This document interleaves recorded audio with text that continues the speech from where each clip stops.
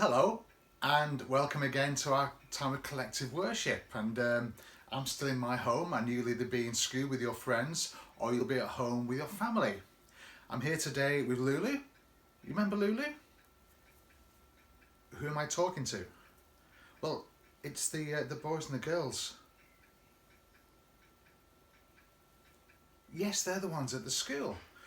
Yeah, although some of them, of course, they're at home at the moment. And we're going to spend some time together. Is that okay? We're going to begin as we normally do by saying our prayer. Again, I'm going to say the words in black, and if you can say the words in red. I've got my candle lit, and that means, so reminds us that actually it's not just you and I together worshipping today, but that Jesus is with us as well, because Jesus is the light of the world. So let's say our prayer together. God said, "Let there be light." The Lord is here. And if we're able to, we pray together. Oh God, as we meet here, help us to remember that you are here with us, to pray to you and sing your praise with all our hearts, and to listen to your word with open ears. Amen. What does amen mean? Do you remember what amen means? Yeah, that's right. It means I agree. So whenever you're saying a prayer or somebody else is saying a prayer and you agree with what's being said, you say the words Amen. What are we going to do today? Well, today, Jilly is going to continue the story of Esther, as she started last time. And it's a story which she'll explain a bit later on. But to begin with, we're going to sing a song. And it's a favourite of yours and it's a favourite of mine. And hopefully it'll be a favourite of yours, Lulu, as well. And it's My Lighthouse.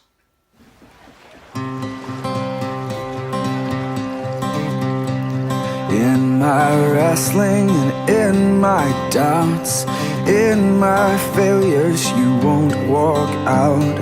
Your great love will lead me through.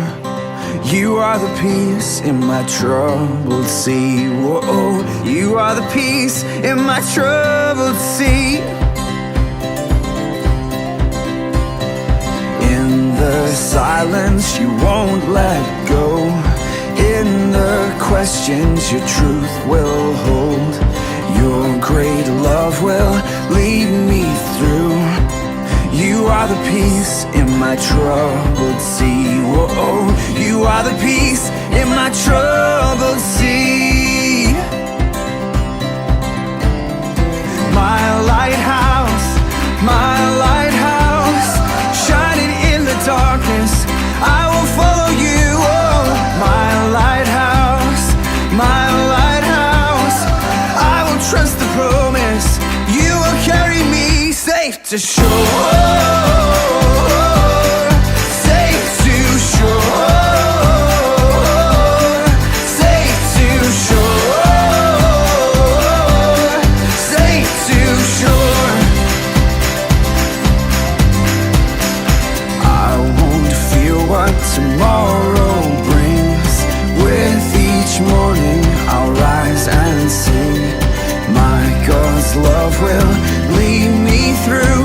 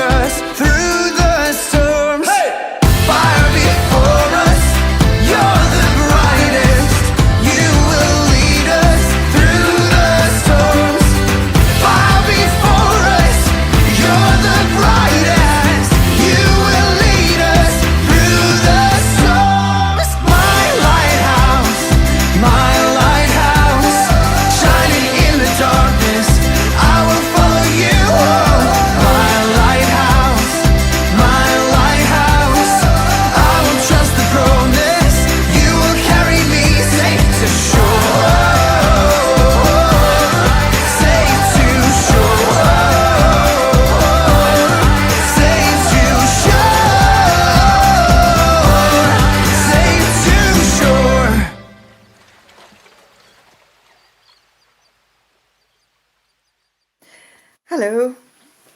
You may remember that last time I was telling you the story of Queen Esther and how she became queen.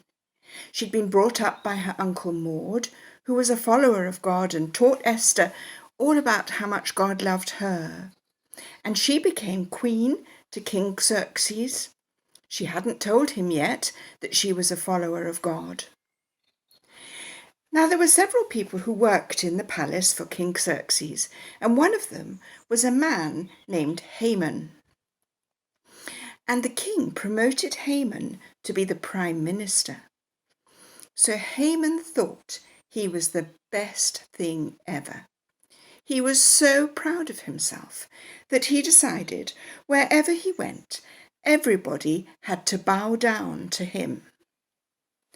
So he told everybody, as soon as I walk past, you must bow down to me. Well, Uncle Maud thought, God tells us that we should only worship him. We shouldn't worship people. Haman is only a man. I'm not going to bow down to him. No, thank you. So as Haman walked past, Uncle Maud stood up straight. He would not bow. This made Haman very angry. And so he decided to go to King Xerxes with a cunning plan. He said to King Xerxes, "You, O king, are the most powerful person ever." "Well, yes, I am," said the king. "And people must do whatever you tell them," said Haman. "Yep, you're right," said the king. "So if you make a new law, everybody must obey that too." Yes, you're right. So, there are some people in this land who don't think that they have to obey your laws. "What do you mean?" said King Xerxes. "Well," said Haman, "there are some people who won't do what you tell them. They decide that they want to worship God, their God, and so they won't do what you tell them." "Well, that's terrible," said King Xerxes. "I agree," said Haman. "So if I draw up a new law, will you sign it?" "Yeah, of course I will," said the king.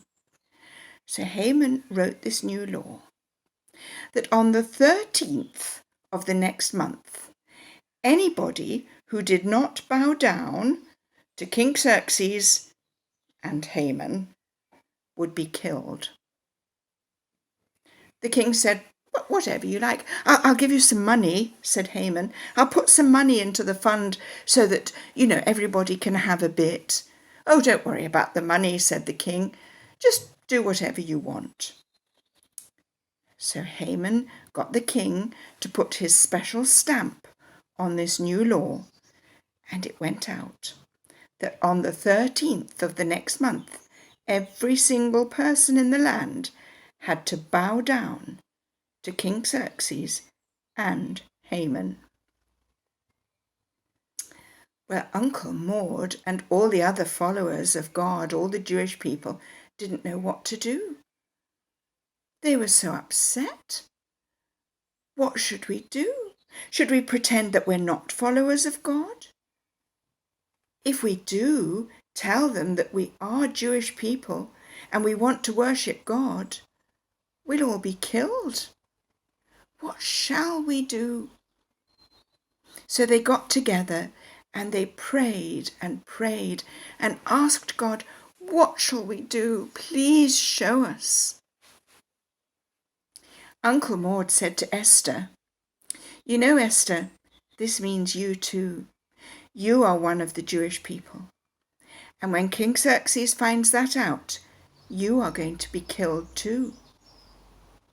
"Oh dear," said Esther, "what would you like me to do?" "Well," said Uncle Maud, "I think you should go and talk to the king and tell him what's happened." "I can't just walk in and tell the king things," said Esther. "The king is the most powerful person. He has a special law. If you want to talk to him, if you go into his room, he has to hold out to you a golden stick, like it's called a scepter. If he holds out his golden scepter, you can go in and talk to him. But if he doesn't, you are sent away forever, and you never speak to him again. Well, said Uncle Maud, you'll just have to try it. We'll have to trust God.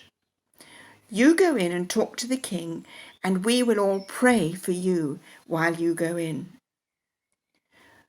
Oh, Esther was so scared, so worried. What should she do?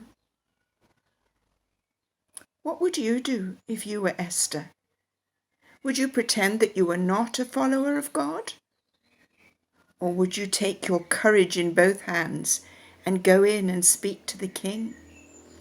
This was the choice Esther had to make. I'll tell you what happens next time.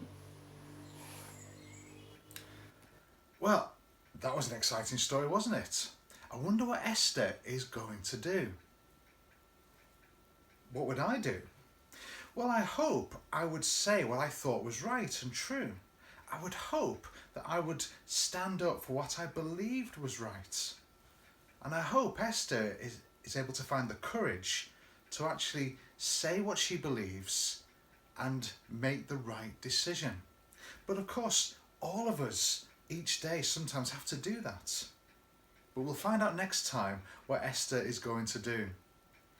Now, Lulu is going to pop off now. She's got a few things she needs to do. So she's going to say goodbye now. And hopefully you could say goodbye to her. So Lulu, say goodbye. She's just said goodbye. And if you could say goodbye back to Lulu.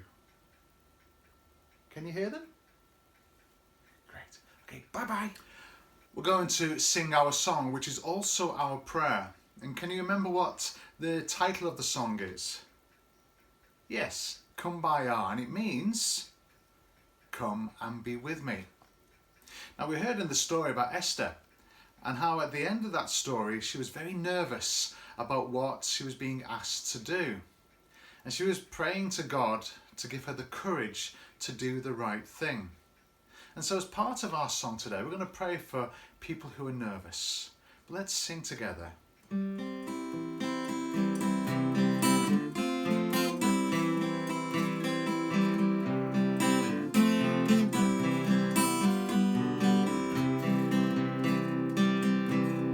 Come by her, my Lord, come by her.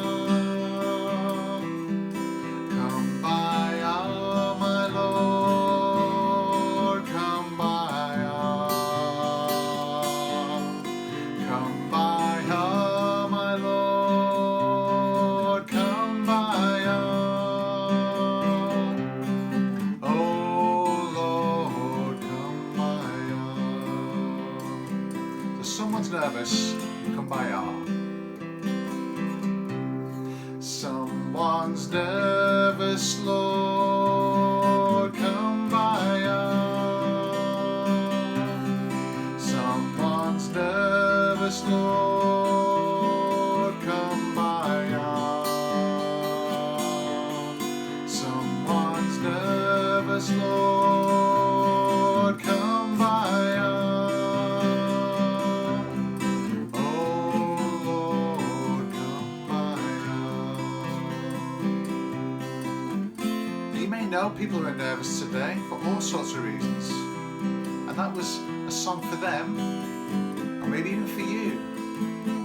Because God can come to us however we're feeling and help us. But of course, it could also be for when we're happy as well. So hopefully, some of you are happy today. I'm going to sing that. Someone's happy, Lord, come by our. Someone's happy, Lord, come by our. Someone's happy, Lord, come by our. Someone's happy, Lord, come by our. Oh Lord, come by our. And the last verse goes like this. Hear our prayer.